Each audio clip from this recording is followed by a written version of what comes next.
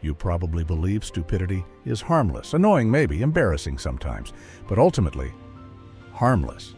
That belief may be the most dangerous mistake you've ever inherited, because history doesn't collapse under evil alone.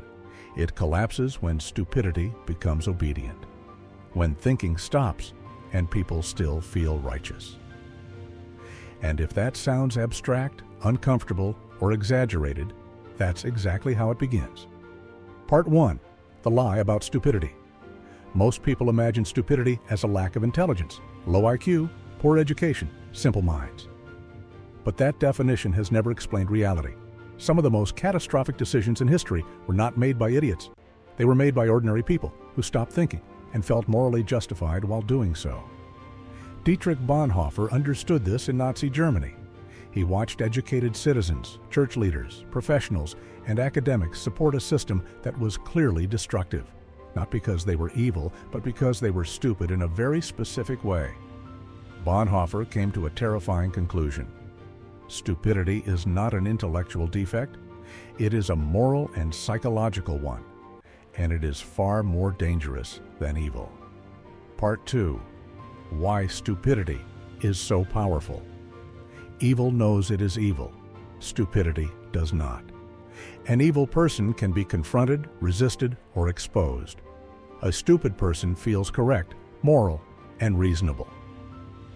Bonhoeffer wrote that stupidity is often produced when people surrender their independence of thought to a system.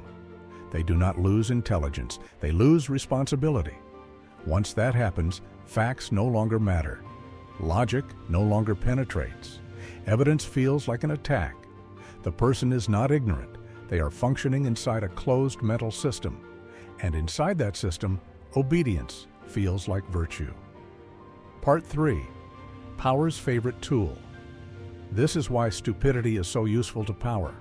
Machiavelli understood this centuries earlier. Power does not require intelligence in the masses.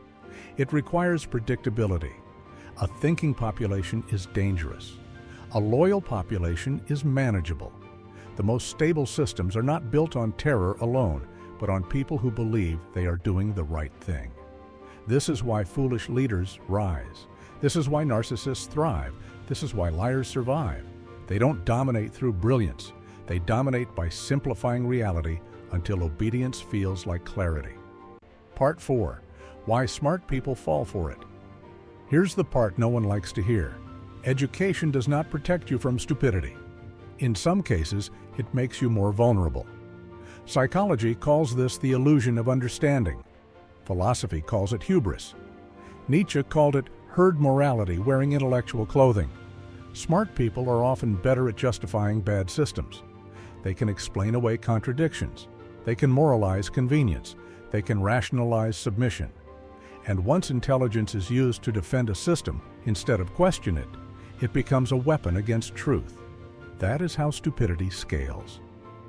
Part 5. The comfort of not thinking. Stupidity is comforting.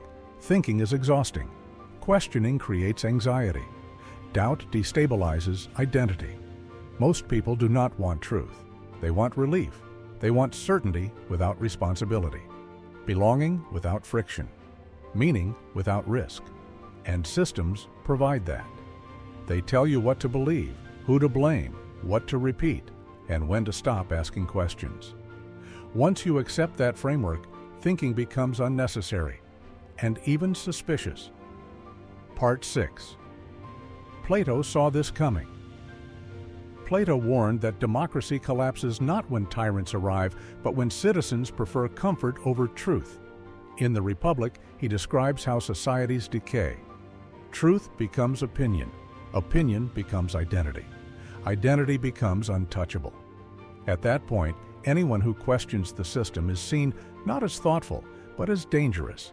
The crowd does not need chains. It polices itself.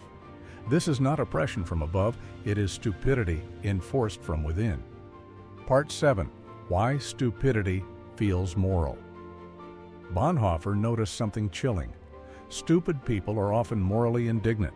They speak in absolutes. They feel righteous. They react emotionally to contradiction, because the system they obey has fused with their identity. To challenge the system is to challenge who they are. That's why reason fails. That's why debate collapses. That's why facts bounce off. You are not arguing with a mind. You are threatening a psychological shelter. Part 8. The modern version. Today, stupidity does not arrive wearing uniforms. It arrives as slogans, as trends, as viral certainty. It hides behind phrases like, "Everyone knows," "It's common sense." That's just how things are. You're overthinking. These are not arguments. They are shutdown mechanisms. They signal one thing: thinking has ended here, and once thinking ends, obedience begins. Part 9. The most uncomfortable realization. Here is the part you probably don't want to accept. Stupidity is not something other people have. It is something all of us are capable of, when comfort, fear, or belonging matters more than truth. The question is not, am I intelligent? The question is, where have I stopped thinking because it felt safer? Because that's where stupidity begins, the warning. Bonhoeffer believed stupidity could not be cured with information. Only with courage, the courage to think independently, to risk being wrong, to stand without moral camouflage, because evil can be resisted. But stupidity marches proudly, believing it is right, believing it is good, believing it is necessary. And civilizations do not fall because people are cruel. They fall because people stop thinking and call it virtue. This video does not ask you to feel better. It asks you to stay awake. Because the most dangerous moment in history is not when evil announces itself, it's when stupidity feels normal.